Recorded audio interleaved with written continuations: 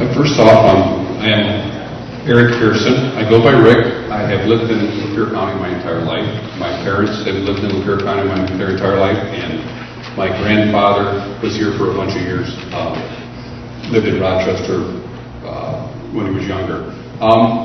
What I'm going to do tonight, what I'd like to do tonight is try to give you guys, or attempt to give you some information pertaining to a ballot initiative, a millage that we are asking, a road millage that goes on the ballot in November. First, probably I feel that you need to understand some of the basics of road funding. I mean, there are a lot of misconceptions that we receive road tax or property tax for road funding, and it doesn't occur only at the local level. So if we could, if you give me the next slide, please. Maybe. There we go.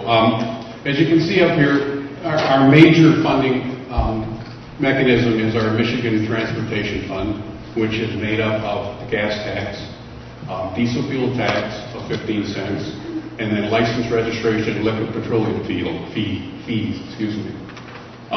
This funds go through a large, I call it kind of like the Plinko game that we used to have as kids. You pour the money in the top and it goes through this funding mechanism. And when it comes out the bottom, MDOT gets 39.1% of the funds. The road commissions get 39.1%. And cities and villages gets 21.8% of the money. That makes up 56% of our.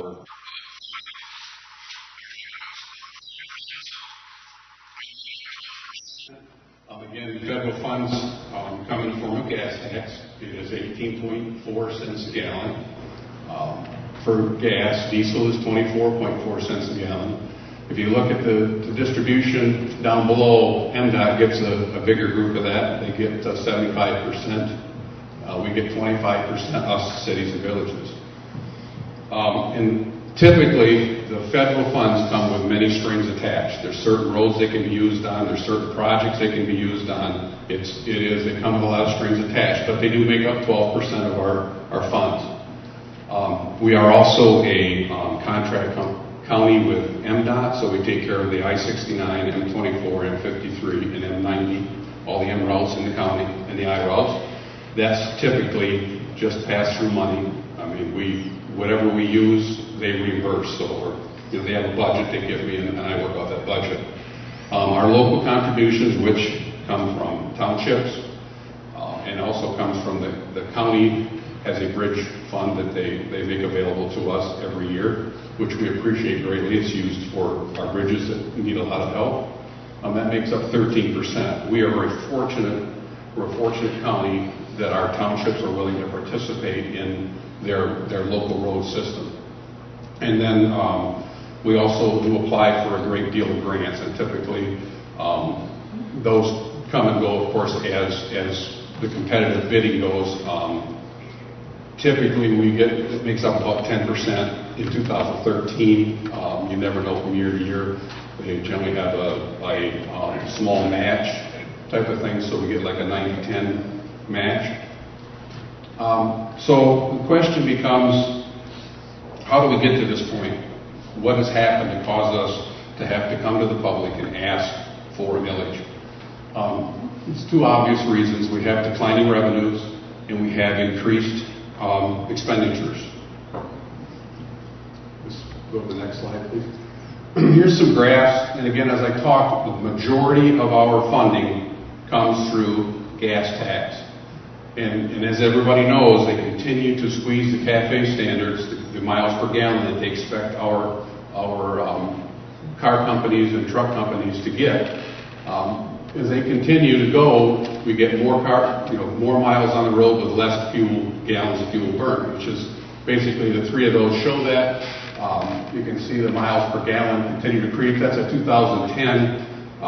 Actually, in 2018, they expect CAFE standards to be at 35 miles to the gallon. So that's an average fleet for an auto producer. So they are going to go up astronomically. And again, which results in fewer used gallons per vehicle and then payments conversely is the same thing. It's dropping. This little chart on the bottom kind of gives us a comparison of where we're at with, at the federal level, their dollars, or their taxes in the Michigan level, and what the state average is. And this is road tax. That's the portion of the gas tax that we get. Next slide, please. This is kind of a slide of an overview of our funding from 1999. As you can see, the county road commissions are the light blue line. I mean, if that was supposed to be a heart diagram, we'd be dead. It's pretty flat. A little dip here and there, but not much movement whatsoever. The blips that you see on there are the time that Mr. Obama was going to fix all of his infrastructure and give a bunch of money out. You see that the counties basically received nothing of that. We stayed flatline through that. So it all left the federal, went to the federal and the state level. Next slide, please. Here's an overview of our MTF dollars from the last 10 years. As you can see, we are at about the same, we're actually about a 10% reduction. I think if you click that slide one more time, please. We are down from a 2004 number. We are down $657,000. We are actually creeping up slowly, but it's very slowly, and I'm going to tell you our roads and bridges are deteriorating faster than we're creeping up. Next, please. Here's a few expenditures. To give you an idea of what we're fighting as far as dropping revenues and increasing expenditures. First one is asphalt prices. We call it skip patch, overlays, whatever you want to call it. But if you really look at the black lettering at the bottom, you can see the significance of it. In 2000, a 2-inch overlay of a 24-foot road was $41,000. In 2014, it was $102,000. So those are the kind of increases that we're fighting with a decreasing revenue stream. Diesel fuel. I mean, that's just absolutely scary. I mean, you're burning 30,000, almost 30,000 gallons less of fuel, and it's costing you almost $300,000 more. We're attempting to mitigate these expenditures by adding side wings on our trucks, so that when they're plowing snow, they're doing 2 passes at one time. We've gone to some more fuel-efficient vehicles. We have gone to bigger graders, which mean they're not always in the kitchen to at full throttle trying to burn mass amounts of fuel. So we're looking at fuel economies we buy our vehicles. Road salt, and it's been in the paper this year, was a $19.75 a ton increase for us. If you look at seasonal averages, typically we go through about 9,800 ton. Last year was not average. We're still suffering from that. But again, I mean, you're basically doubling your money, or a little better, doubling the cost from 2005 to 2015. And again, like I said, 15 is not an average, or 14 was not average. 15 is what we're looking at if we burn 9,800 ton this year. Blades per foot, all of our trucks have underbody blades. They'll wear cutting edge on them. That's a price per foot for the cutting edges. And you can see it more than doubled the cost of the same average amount of feet of blade we use. In turn, what we did is we went out, looked for carbide inserts that go in the blades. Typically, a carbide insert will last a winter, which is a great thing. They're a lot more money, but they do last. If you use a standard through hardened steel underbody blade, they last one storm. So there is a savings to it, and it keeps the guy out on the road to keep the roads clear. Employee staffing level. We're no different, I think, than public industry when it comes to staffing level. As you can see, in the last 4 years, we've continued to drop. If I could have, there's a bunch of comments on this. If we could click and get the first one up. In 1971 was our 50-year high. 71 employees. In 1990 was our 50-year low at 44 employees, but we had a 9-employee layoff at that time. It was a race to the bank to see who could get their check cashed. Our current level of 46 employees is the lowest that I can find in the last 50 years without a layoff. So we are running short-handed. Again, the reason why we're trying to pick up efficiencies with the side wings and things so we can do more with less people. So what does all that result in? Here's the best graph of the result of it. The blue line is our county responsible primary roads. If you look up at the top table, we have 308 miles of primary roads that we're responsible for. Of the 308, 215.5 miles are in poor condition. This is using a PASER rating system. We have qualified individuals who will go out, who's had the proper training. We have an individual from the state, an individual from the region, and then we have one of our employees. They ride every one of our primary roads. They look at them, they look at the cracks, the type of cracks, the potholes, what kind of wears on them, and they rate them. A 0 to 4 is poor. It needs structural improvement. Typically, the structural improvement is in the neighborhood of $300,000 a mile.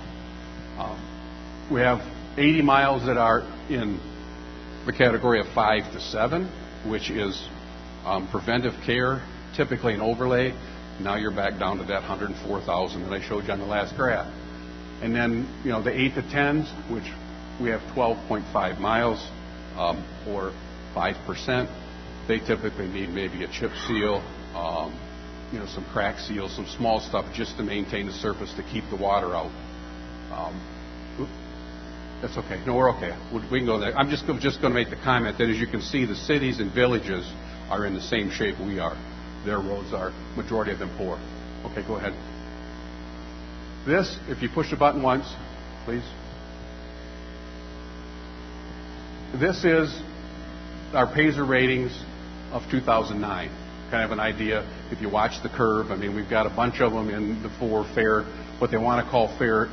It's on the precipice of being a poor road, but they do consider it fair. Fair is our high number. Press it again, please. And you watch as we go through this evolution of 4 years, the curve is moving the wrong way. We need to get the curve moving the other way. And if we do not, 2 more times, please. You see the green is 2011, and then the purple is 2012. And I will tell you that the 13 ratings which we got in now is not much better than, it's continuing to go the other way. You'll see on the 8s, we've got a few raises in the purple on the 8s and the 7s. That's because we took some of those roads that I talked about and we did chip seals. We are incorporating some asset management practices for pavement, trying to save the good pavement. So you're going to see us out there putting a chip seal or crack sealing, doing something to a good road, and you're going to say, what the heck are they doing? That road's fine. Let's go fix this one. Well, you got to put the right fix on the right road at the right time to save it and continue the life. So that's part of this process of the PASER rating and asset management. Next slide, please. So the question is, do we wait for Lansing to provide more funding? Here's a synopsis of the funding. 1925, the first gas tax was established at 2 cents. The last gas tax was in 1997. That's when it was raised to 19 cents. So I think if you do the rough math, and we haven't had anything since then, so it's somewhere around 90 years, we have 19-cent gallon gas tax. The funding hasn't kept up with the expenditure. It's fairly obvious. So, if we do get an increase from the state, I know there's some talk about, and there has been. I've been at the Road Commission for 27 years. I know that they've talked about it for the last 10 years. This is what happened. I talked about the Plinko game that we go through. Well, here it is. The issue is when we get money, when we send our money to Lansing, it's got to go through this top thing that takes the top series of IDG grants, the interdepartmental grants, and the other funding mechanisms. They take 20% right off the top. As a rural county, we will see very little of that 20%. Then once it gets through there, it goes through MDOT, the Road Commission, cities and villages. The point on this one that I would like to make is, if you look at the Road Commission, we have 75% of the roads, and we still only get 39% of the funding. I'm sorry. And I realize state roads are very important, but so are the local roads. So are the primary roads. So are the local roads. I think they need to take a good look at this funding mechanism. The other issue is if the state does something, there's already been talk of a change of what they call the internal formula. That happens at the $1.5 billion when they drop it into the 3 divisions. What they're talking about is taking the urban factor, which is a dollar amount that the urban counties get, and they're going to take it to 15%. It's now currently 10%. So there's going to be an increase through the state.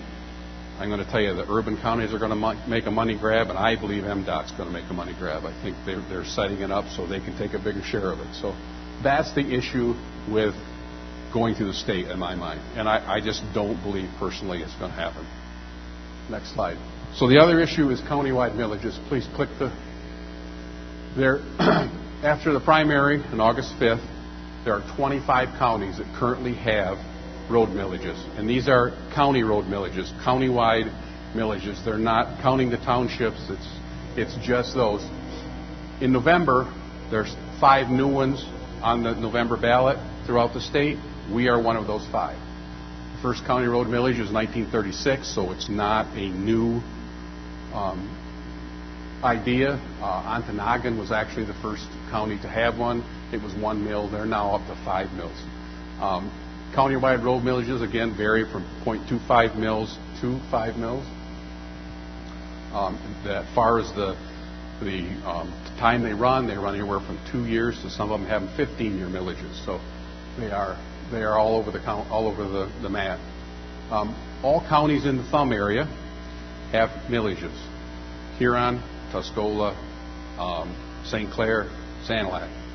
So if you wonder why their roads are better and why they're paving roads that we would think would be good roads, it's because of the millage. The millage makes a big difference for them to keep the road system up.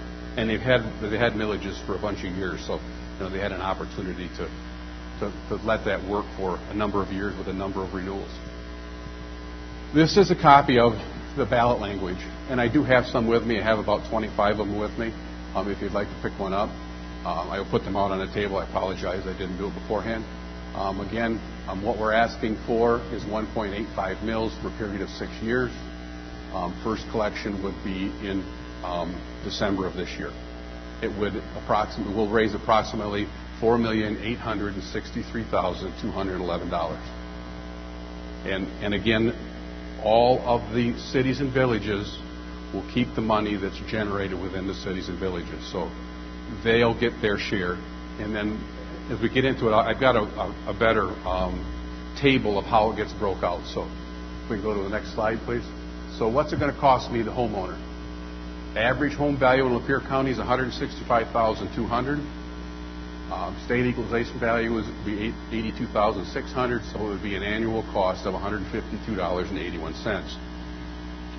I just did, before my daughter went to college, I did a front struts on her Chevy Cruze, and it was cost me $160 for the struts alone. I still had to put them in, so it's not really that. It is, as far as car repairs, it's not that big of a deal. Here's kind of a chart of how we're looking at breaking it out, and I've got more detail yet, but the 1.85 mills gives you $4,863,211. Lapeer County Road Commission gets $2,937,000. Cities and villages get their 1.85 that they generate, which is $837,000, which is rounded off. And then what's happening is we are giving to the townships for their local roads a total of just over $1 million. So we are going to give it to them to help them with their local roads because we know they need to be done. Next slide, please. And I guess the other point is that any of the local road millage money, the county millage money, will stay in this county. It doesn't go somewhere else. I mean, it is going to be used here on our roads. It says that in the ballot language. It's explicitly for the repair of roads and bridges in the county. Not going to go to wages. It's not going to go to any of the health care stuff. It is strictly for. It isn't even going to purchase equipment. I mean, it's going to be used for the roads.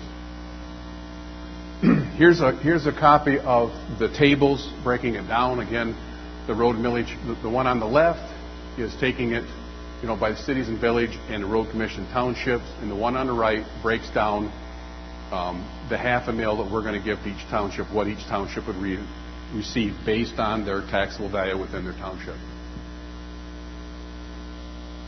So what would a village do for the primary roads in Lapeer County? As you can see, we would get about 2.9. What it basically would do would double, more than double what we're able to put into it now. And I know it will affect it even more than double because we'll be able to use it for match money on grant projects, match money on, we've got one right now that we actually had to postpone. It's what they call a crumb rubber tire grant. It's in Rich Township. It was Millington Road. They were paying for a lift of asphalt. We had to pay for the crushing and the other lift. It wasn't a 50-50 project, but it was a pretty good chunk of change that we had to turn down because we're short on match money. So it will give us the ability to not only spend that extra $2.9 million, but leverage it to get more federal aid or more grants that we can get. So I have a couple of maps out here that I'll set out so you guys can take a look at them also. But here's kind of a synopsis of what would happen if the millage passed in the reconstruction. Again, those are those 0 to 4 roads in a 6-year period. This road millage would generate $17 million. We'd be able to take care of 67 miles of primary. So we've got 308. We've got 211 that are bad. So you can do the math. It takes care of a pretty good chunk. If we don't get the millage, we're going to get 22.92 miles done. Depending on, what happens with winter, Mother Nature can do evil things to us. Overlays, you can see we would do almost 20 miles overlay compared to 9 miles of overlay. Our chip seal stays the same. Again, that's one of those maintenance issues, the keeping the good roads good projects, and that's going to stay the same. We only have so many good miles of road, so you're going to run out of places where you can use that operation to get your best bang for your buck.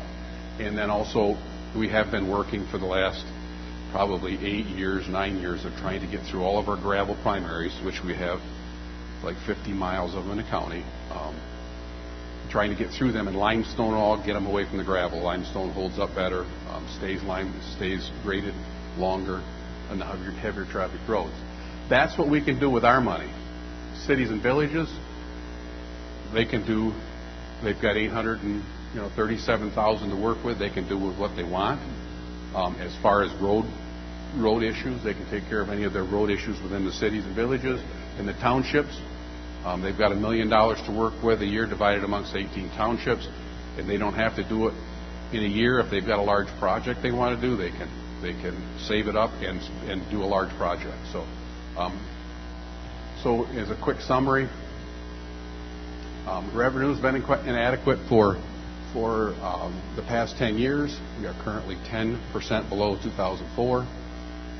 Triple-digit increases in materials over the past 10 years. Those examples I give you: fuel was $2.15, salt was $124, asphalt's 171%, and blades are $176. Last funding was in 1997. It was a 4 cents increase, but 1 penny went to the bridges, so 3 cents went to the roads. Production efficiency, as I talked about the wings on the trucks, larger and more fuel-efficient trucks. We've gone to a larger truck. We can carry more product. It saves the deadheading back and forth and burning the fuel and time with the smaller trucks. We've gone to computerized salters to be able to dial in the salters, so they put in a smaller amount of salt, unfortunately, but we also added the brine units to it, so they put some liquid. It acts quicker, works faster. Again, our current staffing level of 46 is the lowest without a layoff in the last 50 years.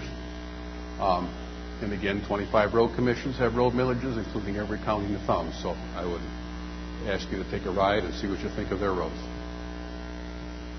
And again, the Flint Journal in this spring ranked us 78 out of 83 counties. And again, that's based on what has happened in the last, I think it was from 2004 to 2012.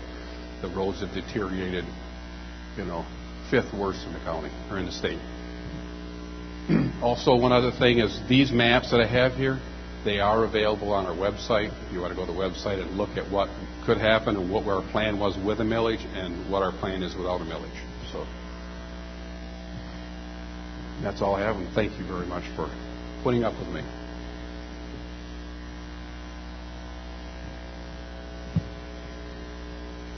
Do we want some questions, or am I too fast? Or yes.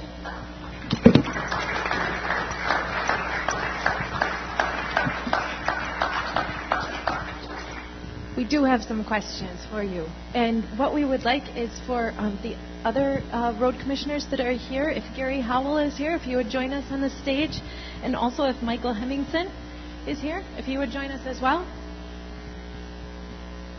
Good evening, Gary. Good evening, Mike. Can we drag up our county highway engineer too? Sure. We'd like Ryan Doyle. Let's do it. Ryan, why don't you come on up here too? What is his role? He is the county highway engineer. County highway engineer. We're going to need you for some of these questions. That's why I wanted to drag him up. You guys can stand or have a seat. We might not be able to see you if you sit, but if you'll just make yourself comfortable up there. We have a few questions for you. Are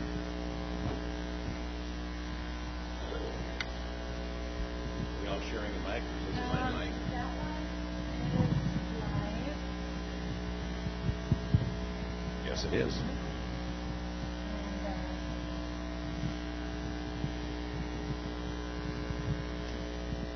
There's actually one.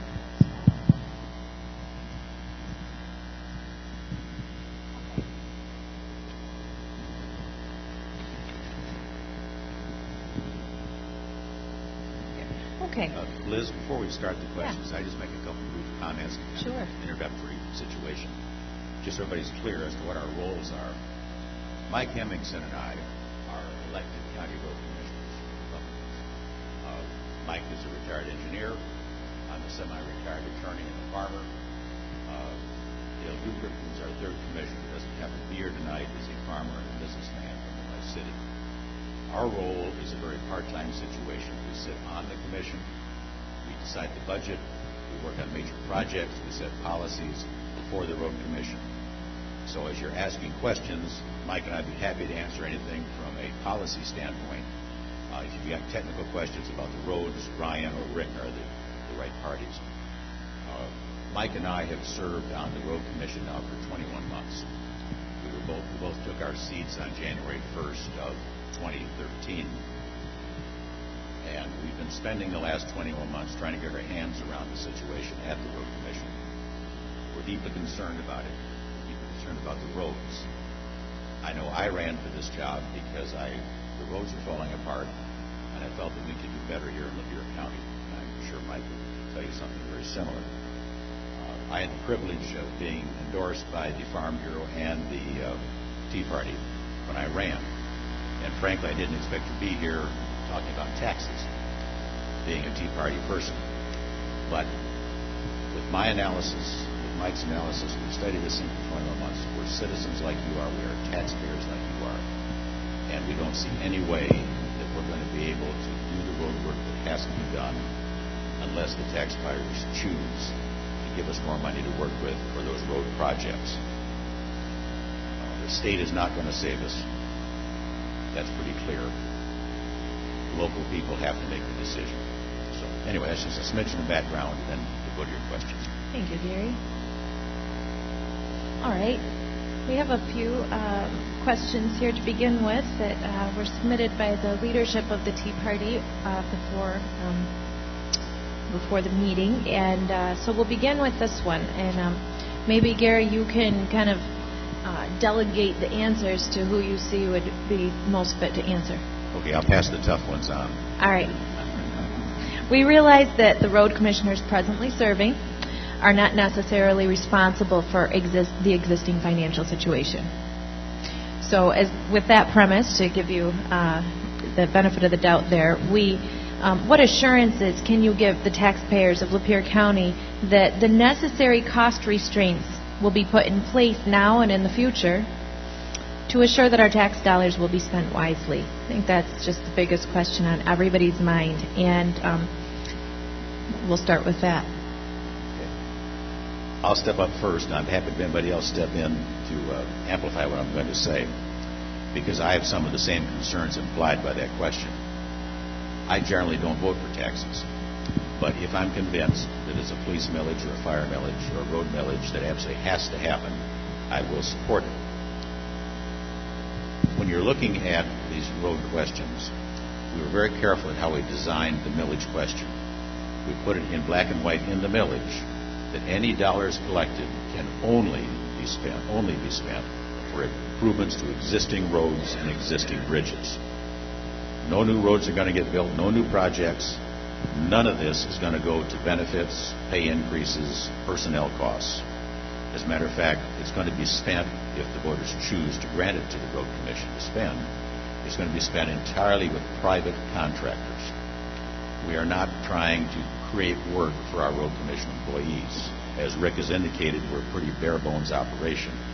With 40-some employees, including office staff, we clearly are not in a position to do major road projects. We're in the maintenance business primarily.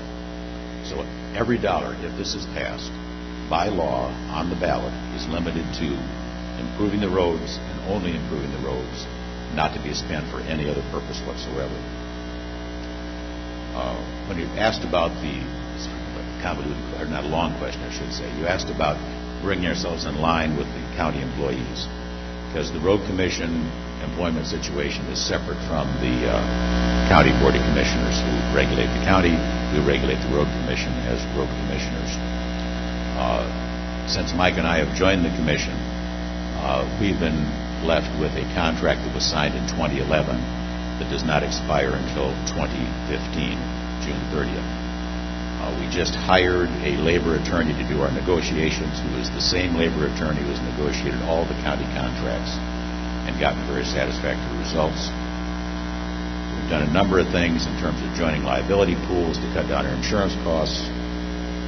We put money toward these accumulated costs for retiree benefits that have to be met. We're looking forward to coming under the state law on June 30th of 2015, which will mandate the employees pay a portion of their health insurance. So those are some of my answers, and I'll be happy to share the mic with anybody who wants to amplify that more.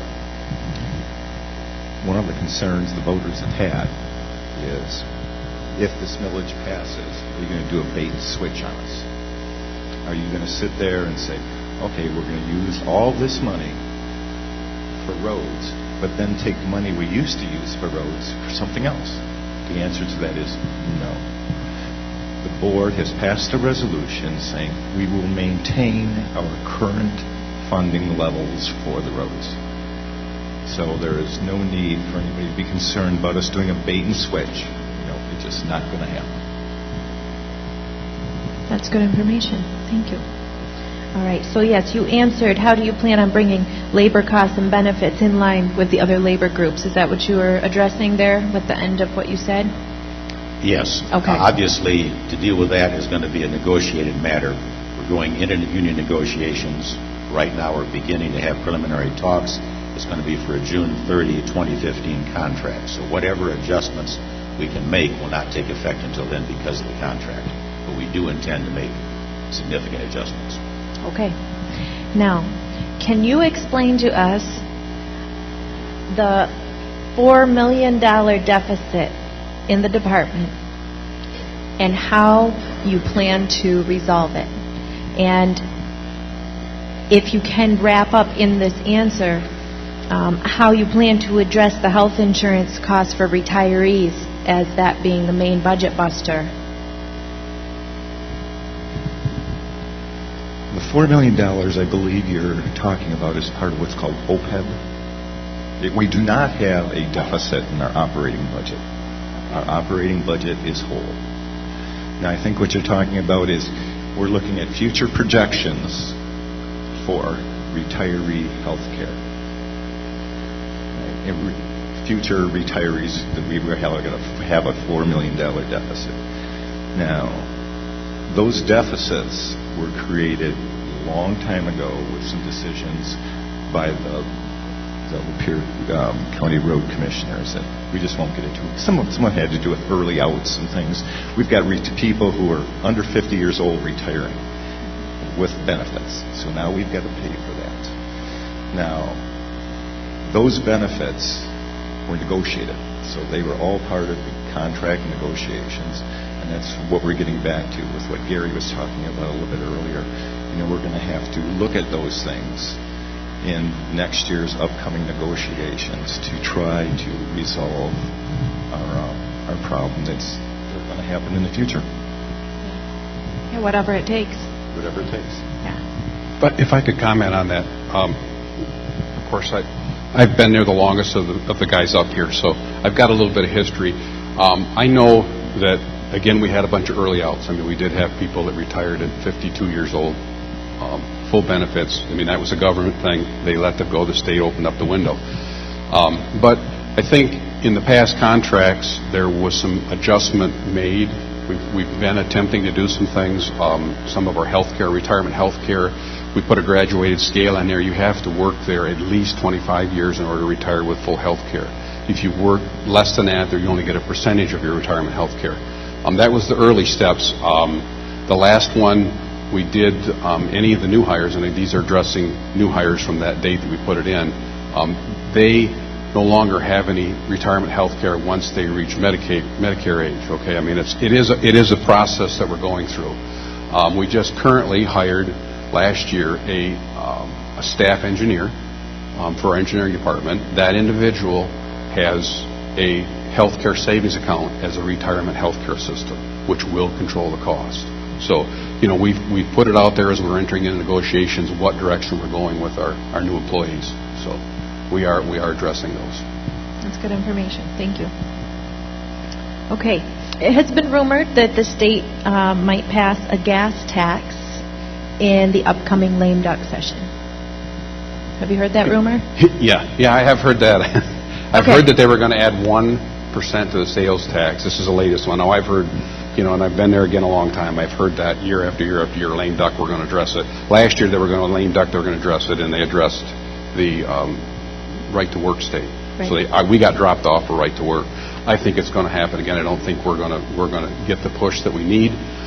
The other issue is just before they went on summer break, they had two proposals. The House had a proposal for $550 million, and it went to the Senate, and the Senate bumped it to $1.2 million. That was what it would generate.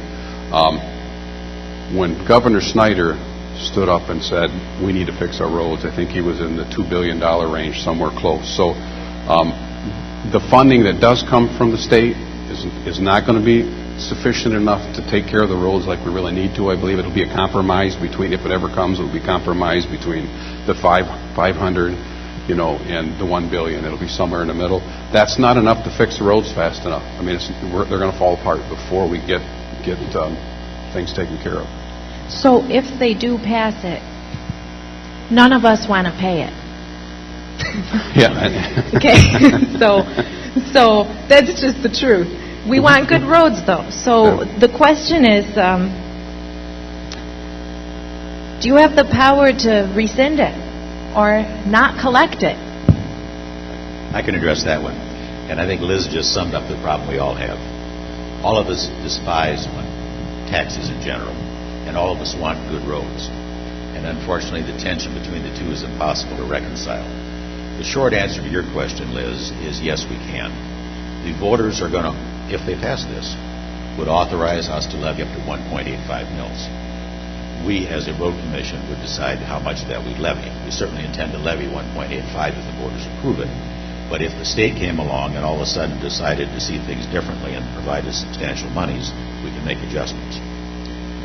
The problem, of course, is that we are in a very poor political position, being a rural county in Michigan. As Rick described earlier, the whole system is stacked against us. Before we see those dollars from the gas tax that we all pay, the pump, they're spending it on bicycle trails, they're spending it on mass transit, they're spending it on half a dozen other things that should not be coming out of your gas taxes or my gas taxes. And that money is... that money's being diverted from where it should properly have gone. When that first gas tax was adopted, that's what the idea was. You burn a gallon of gas, you're on the road, it's a user fee, you're paying it, there's some connection between the benefits you get and the tax you pay. And that has been distorted over the years in Lansing. And it's exceptionally frustrating to us because we watch that money being collected and going elsewhere, and our local roads that all of us drive on are falling apart.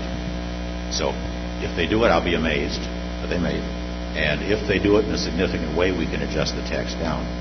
But I can tell you that we are so far behind the 8 ball in this county compared to the other counties in the Thumb area that it's going to take a lot of money, and there's no sugarcoating this thing. We can't fix your roads unless we spend a lot of your money. There's no other way out of this box. The state is not going to save us. And frankly, I've got no faith in the state to begin with. Wow.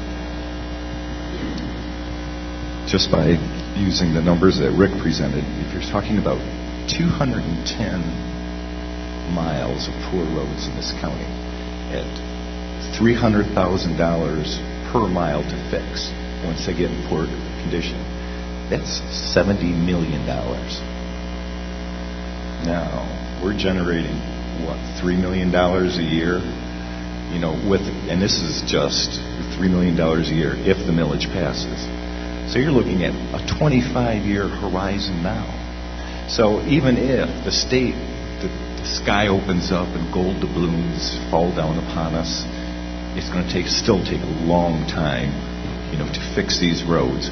All we would manage to do is get it done a little quicker. And we'd have a lot more bike trails. Okay. So the money is going to pet projects. It's being diverted, was the word you used. Okay. So are you saying there's enough money already in the system to fix our roads if it were allocated correctly? Is that what your premise is? I can't tell you about the exact quantity of dollars, but I can tell you if they would spend the money on roads, we'd all be a heck of a lot better off. Yeah. I mean, there's no doubt, you know, when Rick was pointing out 39% of this money that you're all paying is coming back to the county, but then it's diverted on top. We only get 39, and they're taking this other money off the top. So we perpetually are facing this thing. Just one quick example. I have an office in Lapeer on Clay Street, a block from the courthouse.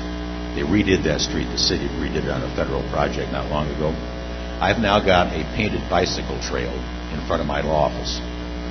It's exactly 2 blocks long. It takes an entire travel width of a lane and puts the parking. So if I happen to park open my car door, I'm going to probably decimate a bicyclist. Except I've never seen a bicycle on that bicycle trail.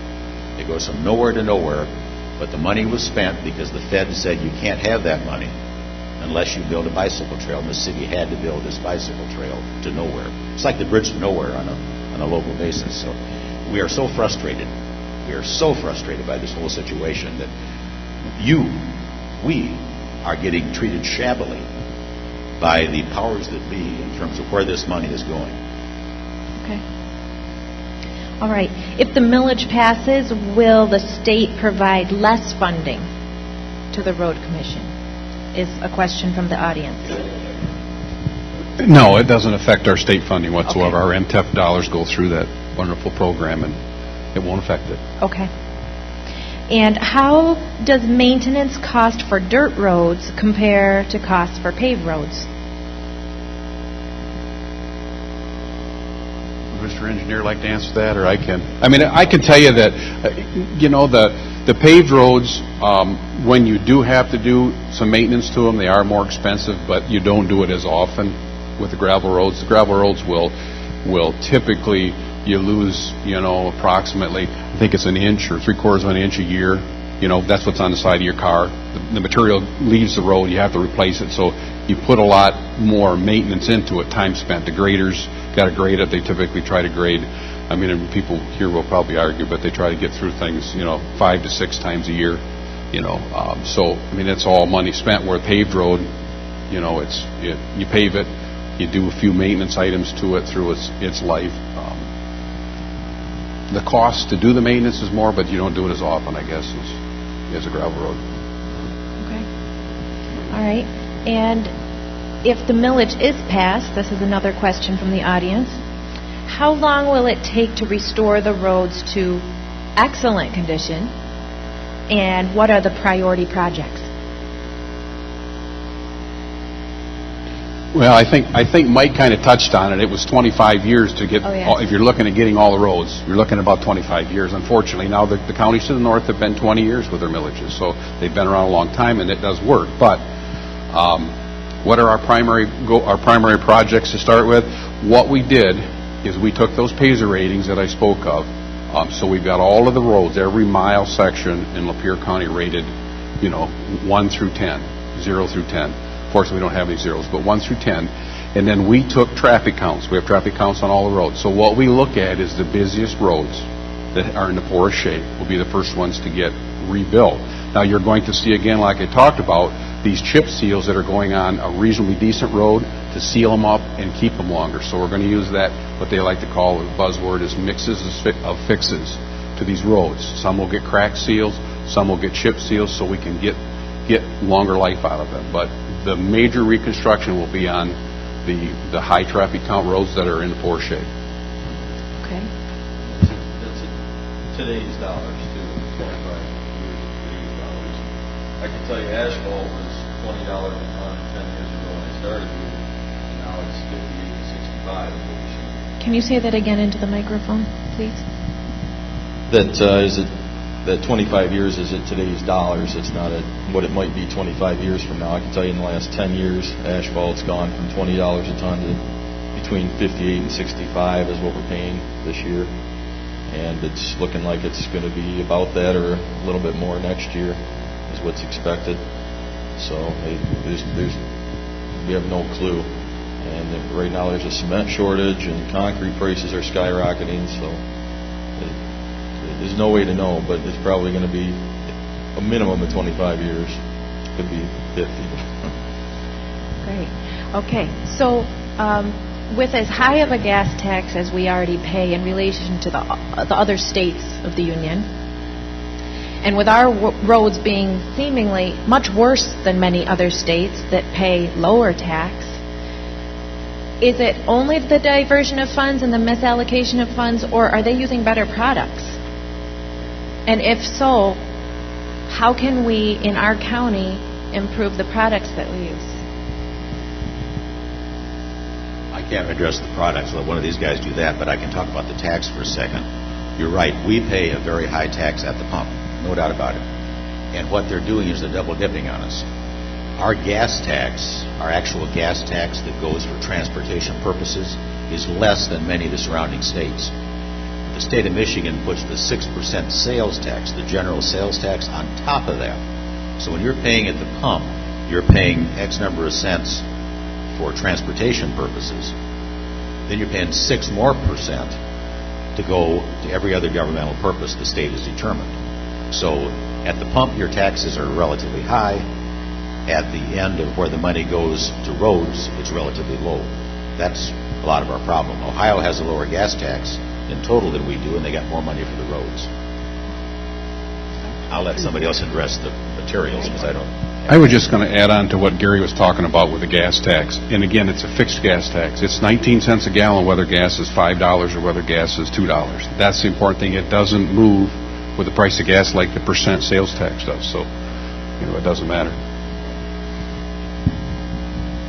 As far as the materials go, we do use slightly different materials than a lot of states. A lot of these northern states like us, where we have that freeze-thaw cycle, that just makes a huge difference. A lot of southern states don't see that like we do, and that's what causes our roads really to take the worst damage, is the freeze-thaw cycle and the weights of the trucks that are on those roads, especially during the freeze-thaw cycle. That's when we see the majority of the damage. You can put thousands of cars on a road and not cause the damage of one heavy truck going down it. So, and then as far as the tax goes, if you take that sales tax off, that doesn't go to the roads.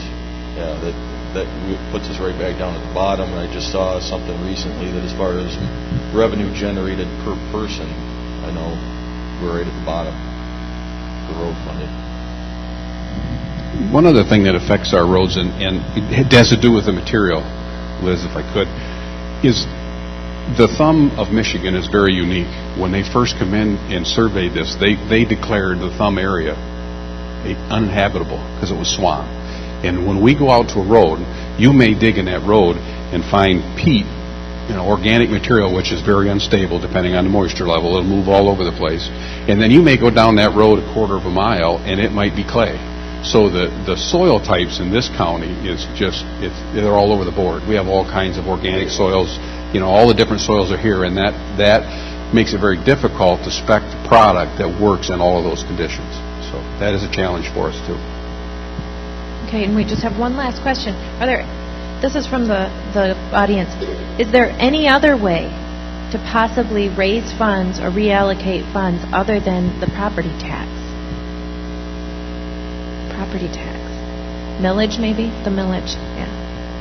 As far as local revenue goes, there's no other option. There's no other option. The only thing that we can do is consider a property tax proposal. We have no power to change the gas tax, to have a sales tax, do income tax. Not that we want to do those things, but we have no power. We've only got choice A and choice B. We either do absolutely nothing or we have a property tax. Okay. Thank you for your time, gentlemen.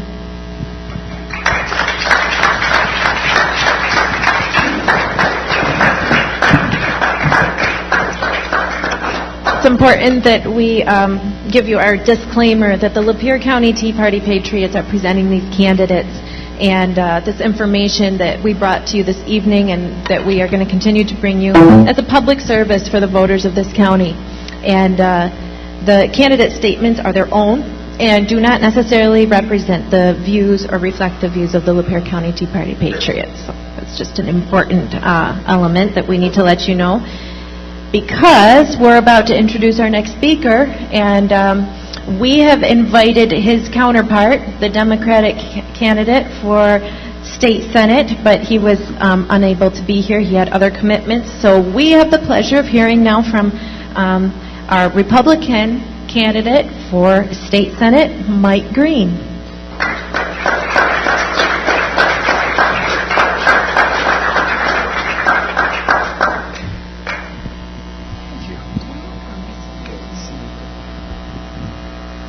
Sorry, I just blew in. We had 4 events tonight. 2 in Tuscola County and 2 here in Lapeer. And, usually you go to friendly crowds. Hoping tonight will be friendly. I'm not sure. You got worked up pretty good after the road commission talked to you, but I'm going to make you feel a little bit better in a minute, because I'll tell you what the state's going to do.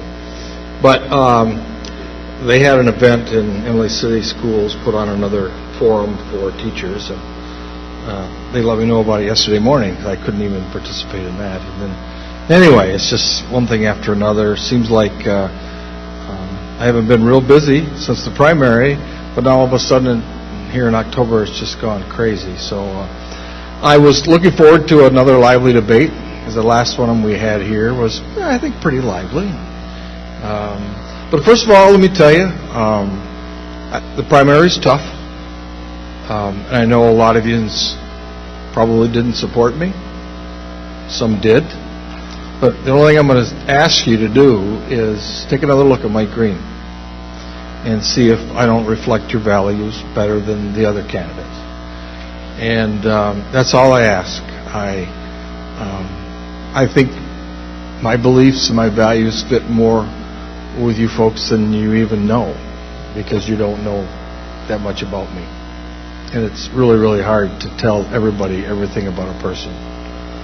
Sometimes you just have to trust the guy, and nobody trusts politicians here, do we? Not much. Unfortunately, I'm here. They asked me tonight, why do you want to run for office? And, I've got my pat answers for my kids and my grandkids. Really, that's why I'm doing it. But to actually stop and think about, why did I ever get in this thing, I don't know. I can't tell you why I did it. It just seemed like it was the thing that I needed to do, and I needed to get involved. And I did a lot of years ago, and I know that doesn't fit with a lot of your thoughts either. Longtime politicians, we need to get rid of them and get new blood in. I understand that. I disagree on every occasion. or I disagree with you on some occasions, but some occasions we do need to get rid of them. But I think we have to look at what we've got and see if what we're going to get is going to be any better, and generally it's not. But I'm really, to start off tonight with a debate, I don't think I can, because my opponent's not here, so let me just start off, and I think I've got 15 minutes, I can't hardly see it, but I think I got maybe 15 minutes, and I won't take that much, but, and I'll talk to you a little bit about my background, because some of you may have never heard about me, and maybe you don't have any idea who I am, but those green signs all over the county are mine. I'm State Senator Mike Green. I've been a state senator for 4 years, and they read through the lines, and that's why now I'm down here campaigning. So let me go back a little bit and just tell you a little bit about me and my family. I graduated, my wife and I both graduated from Goodrich High School, which is not in Lapeer, but part of it is. It's part of the school district is, and I won't tell you the year we graduated, but we both did fine. She was my high school sweetheart. We married about 2 years later. And just after high school, I hired into General Motors, as many people did. Back then, there was a job for anybody at General Motors at Flint and Pontiac if they wanted it. So I hired in as an apprentice. I started an apprenticeship, and I went to Flint Junior College. Again, I'm dating myself. Nobody probably remembers Flint Junior College. Now it's Mott Community College. But I finished my apprenticeship, and we started having babies, and when we first started thinking about where we're going to live forever, we started out in an apartment. We both were raised on a farm. We could not stand city life. So we bought a house, first of all, in the burbs of Flint, and then later bought a farm in Mayville, and that was what we wanted to do. We wanted to raise our kids in a farm community so I could teach them how to work. And frankly, I did. We did a good job, and if I had time, I'd tell you all about my boys and girls and all they're doing right now, but I won't take the time. But we farmed for about 17 years, and I eventually continued with my employment, and then I ran for county commissioner, and I won that seat, and I was there for 8 years, and eventually lost it over a birth control issue.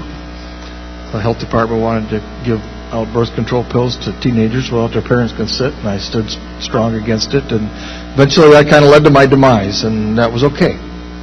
I didn't want to go to office just to keep an office, and sometimes you're put somewhere just for times like those, and I stood up for what was right. We didn't stop it, but at least we took a stand. I was out for 2 years and then ran for the state house after our state representative retired, created an opening. I ran for that and won, and served 6 years, and then later, actually I took a leave of absence when I won the state house seat from General Motors, and then 2 years later I ran for the Senate. Some of you may remember Jim Barsha, probably one of the best liked Democrats in the Thumb in Bay County, and he was drawn out of his district, Dale Kildee, and so he decided to run for the Senate against me, and he literally just creamed me politically. I mean, it was a demolishing defeat. Some of you people don't know what it's like to lose, but it's tough to lose. Talk to any of the candidates, and I didn't just lose, I got creamed. And my wife and I put thousands and thousands of hours in, knocking doors and putting those signs and raising money. But I'd had enough of politics then. I wanted out. I didn't want to even be around politics anymore. And so I started a business, and my boy joined the business, and we started building log home components, and then I'm far enough now. I was out for 10 years and never even any more thoughts of running for anything else, and then the seat came open again, and I was asked and begged to run because they thought I could probably win, and I did. And now I've served 4 years, and so now I'm here again. And the question is, why are you running again? And it's the same answer. It's for my kids and my grandkids, so I could leave a better state for them to live in that I am living in right now, and I hope we can. Thank you.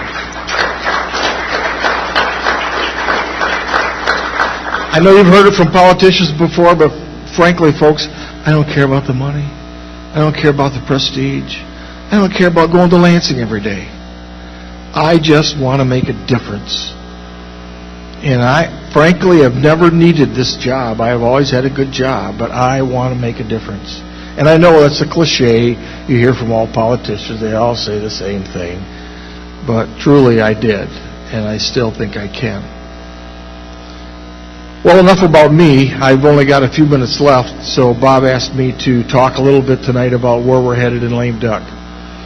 I guess you're all aware that lame duck, which is the 2-week term after the election when nobody will ever be elected again, which is usually what happens, at least for 2 years or 4 years. And many of the senators I serve with will never have an opportunity to run an election again. So during these times, everybody feels like, well, all these people will vote for the things they wouldn't vote for if they had to run again, and which is true. A lot of that does happen, but our state needs it, right? So we'll vote for something that we don't really believe in, but the state needs it. I didn't hear all of the report about the gas tax, but you did, and I've heard it before. I heard it at the Republican meeting the other day, and I've heard a little bit off and on about the millage that's coming up, and that's your choice to do what you want to do. I know the roads are not the way they should be in Lapeer County, or could be, or some people would like them to be. Again, everything takes money. Everything in government runs on money, and it's not their money because they don't make money.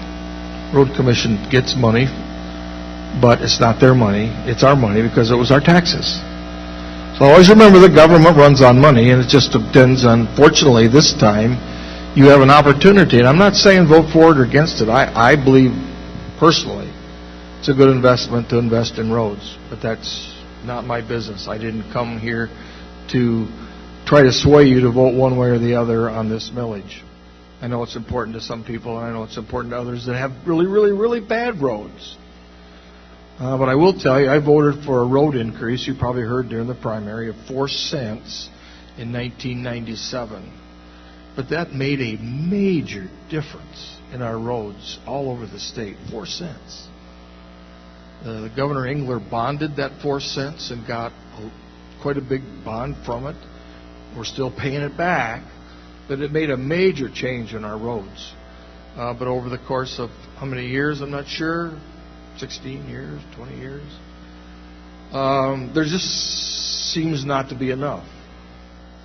I won't go into all the details of why there's not enough and how we can save money, because I believe there's a lot of ways we can save money that we don't. But I will tell you that I'm not going to support an increase in gas tax, because I don't believe that's the solution to fixing our roads. I have never been an advocate of raising taxes, and there's only one tax I think I ever did vote for before I come into the Senate, and that was that 4 cents gas tax I voted for in 1997. And the people that didn't like it then have never forgot it. They still pound me about that. They still pound me. But I'm not a tax increaser. I did vote for another one right after the election, and I'm sure you know all about that. When they wanted to cut the business tax, I was all for it. We were all for it. Oh, wait a minute. We got to raise taxes on the other end of the seniors. And so that was put together. It wasn't one or the other. It was put together.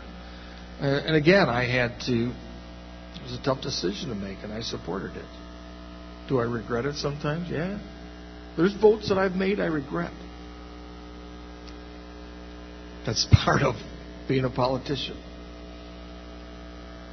But what's coming up, I believe there will probably be a major increase, and I think it'll pass. One of the things the governor is really strong on is a good infrastructure. He's a businessman. He's not a politician. I don't care what you say about him. He is not a politician. I'm shocked at some of the things he keeps driving, but it's all about business. He says a good business has to have an infrastructure. Just like any building that you have, if you're a business person, you have to have a building to back up what you're... And these are his words, they're not mine. But he believes strongly in a good infrastructure in order for businesses to thrive in Michigan. And again, it's part of his revitalizing Michigan to make a better job climate for more jobs. And I don't disagree with him in some areas, but I do disagree with him on this one. I disagreed with him on the bridge because he thought that was important to get done. I think probably before my term's up, we'll see a bridge started and going. I just believe that it's going to happen. There's too many people with a lot of money that want to see that happen. I believe it will. But there's just a lot of things that we don't have control of, the legislature. Got asked a question asked tonight, well, what are we going to do about college? How come the kids go to college and get all these loans? And well, all four of us gave answers that were, well, I do this and I do that and I do this. But frankly, we can't control our universities. They're done constitutionally. We cannot pass a law and say you must graduate or you must not spend or you must do. We don't have no control over it. We give them money and we can put limits on what they spend. We can't even put a limit on what they spend it on. We can ask them, would you please not spend your money on this or that? That's the only power the legislature has. It's in the Constitution. You're going to elect some delegates to our universities here pretty quick in November. Make sure you look at them because they're going to be the ones determining, number one, what your kids are going to be taught, and number two, how the money gets spent. Not us. We don't have a role in that. We don't have a role in how the administration operates other than passing a law and making them do things. We go down there in Lansing saying we're going to do this and we're going to do that, and frankly, folks, we ain't going to do nothing. We are not going to do anything. I cannot do anything down there except try and use my influence on some of the administration to get them to do what I'd like them to do. So the best spot to be is chair of their budget, because then you have a little bit of power. But we can only pass laws and we can only use our influence down there. We have no other authority. I can't think of any other authority other than that. So our hands are tied in a lot of respect, and we just don't have the influence or don't have the ability to do things that you think we should be doing. And I understand why you think we should, because we keep telling you we can. I'm going to do this and I'm going to do that if I get elected. I mean, you hear it all the time on the. But the legislators do not have authority to do anything other than introduce a bill and vote yes or no on it. And a lot of it is the budget, so that's where the influence comes. But I believe there will be a gas tax. I'm not sure how much it's going to be. I'm not sure at where it's going to be. Originally, they proposed to put it on the registration, which was strongly defeated by the House and the Senate. Then they set up a number of bills, and I'm running out of time, but they set up a number of bills in the House to send to the Senate, which was, they weren't hardly but little tiny increases, but the plan was for the Senate to make the major increases and then send it back to the House. That was the plan, and we didn't get any of them passed in the Senate. So, but expect a gas tax. I'm only going to say I think it's imminent. That's one of the things that most of the leadership down there want. It's 8:30, and I'm not sure what else I can do. Can I take some questions or just sit down?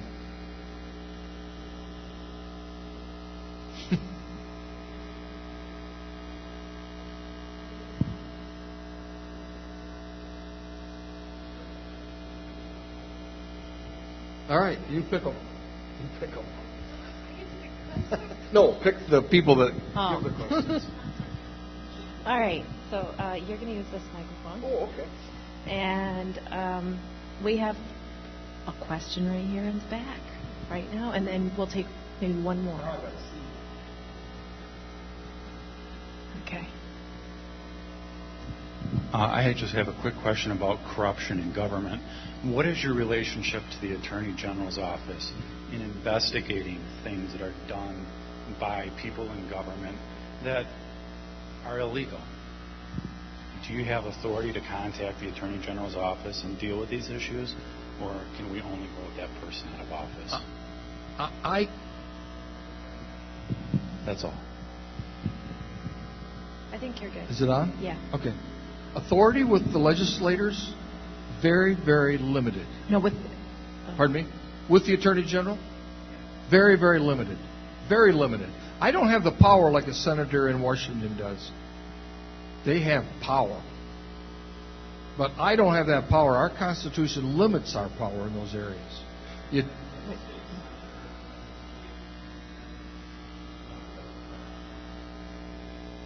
Oh, yes, absolutely. We can communicate. And I can ask him to do things. I can ask for different things. He doesn't have to give it to me.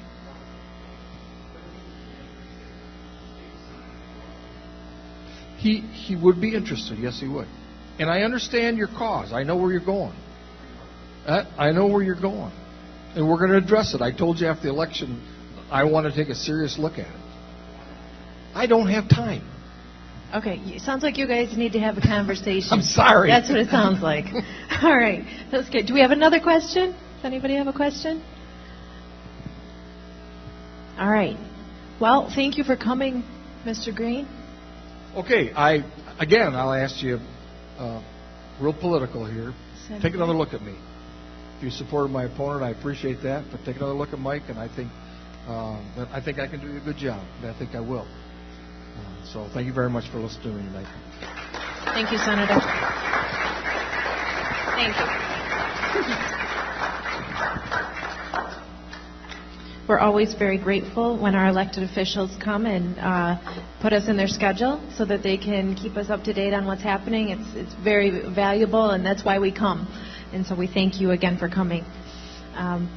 We have another special speaker this evening that we just want you to hear a few minutes from before you leave. It's really important. We have Roy Helfenbein, and he is a candidate for Lapeer School Board. Now, this hits really close to home for each one of us who live in Lapeer County. This isn't some far-off land. This is about what happens to our children, who are our greatest resource.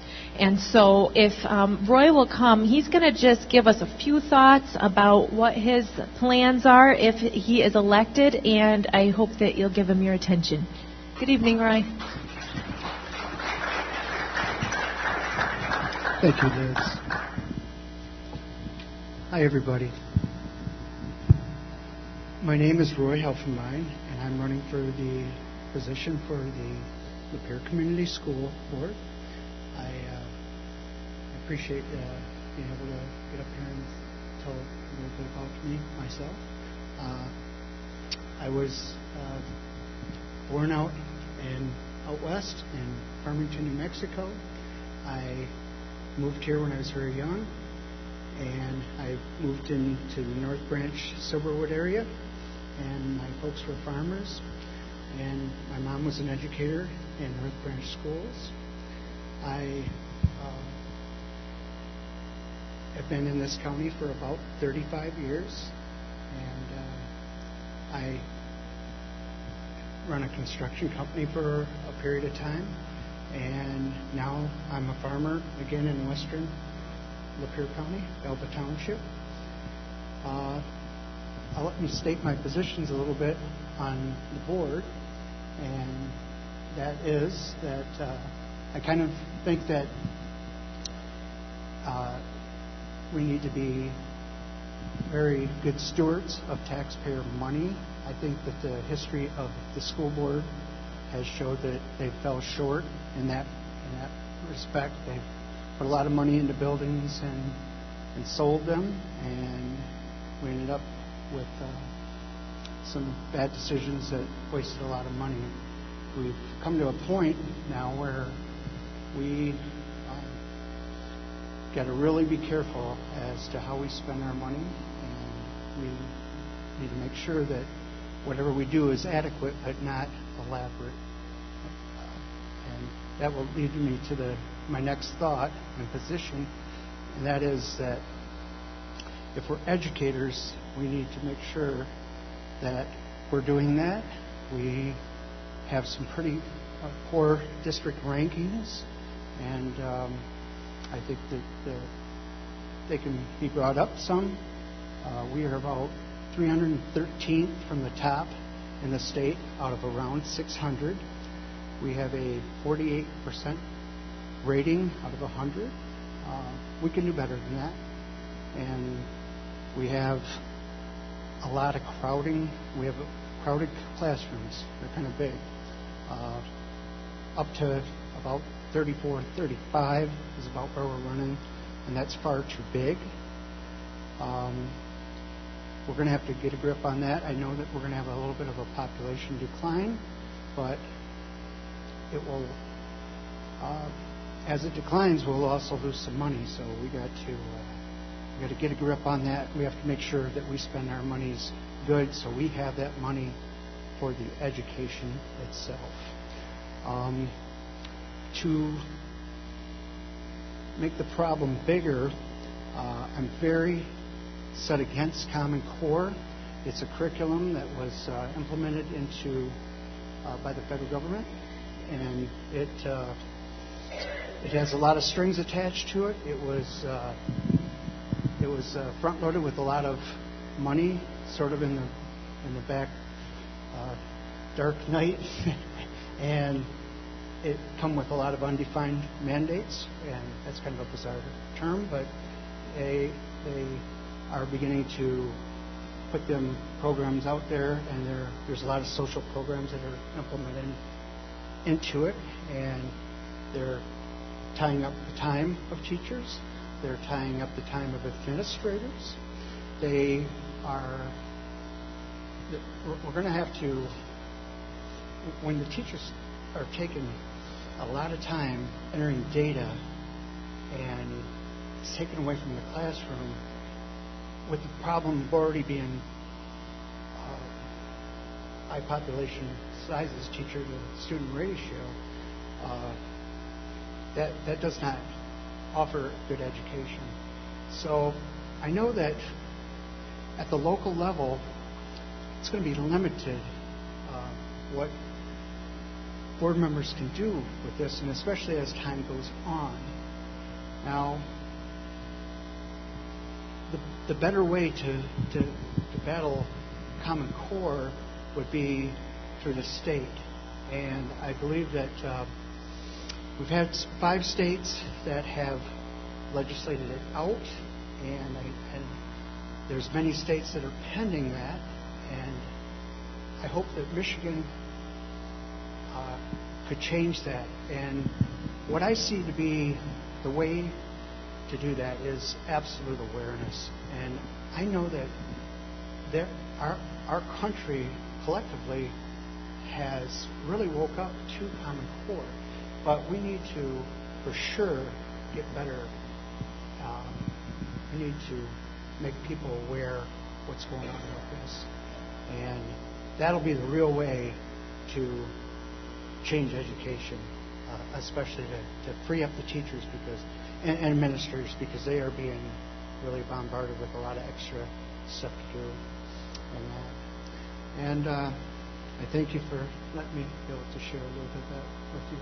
Thanks so much.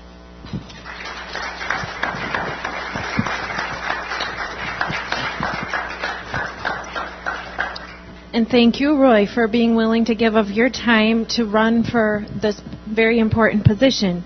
And what we are hoping is that this evening some of you will join his cause and help with his campaign, because it takes time, it takes man hours, it takes knocking on doors and making phone calls to get elected in this day and age. And so if any of you liked what you heard tonight and you believe that he would be a good candidate for the school board, we ask that you would just speak with him in the foyer this evening and sign up and offer your support in whatever way you can support him. And we believe that would be good.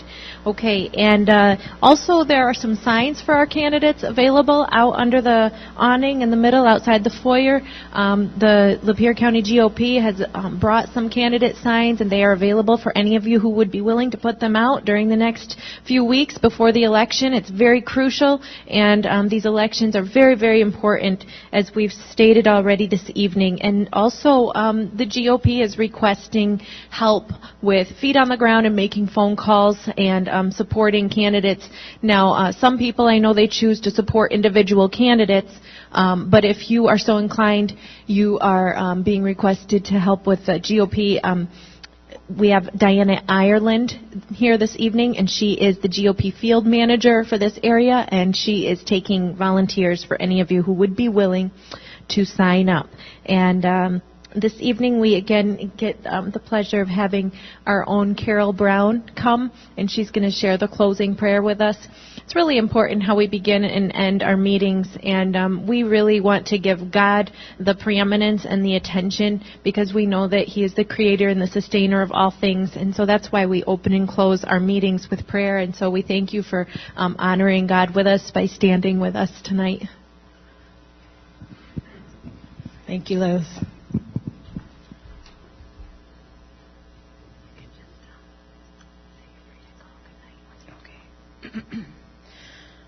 Lord, thank you for the information that was shared tonight.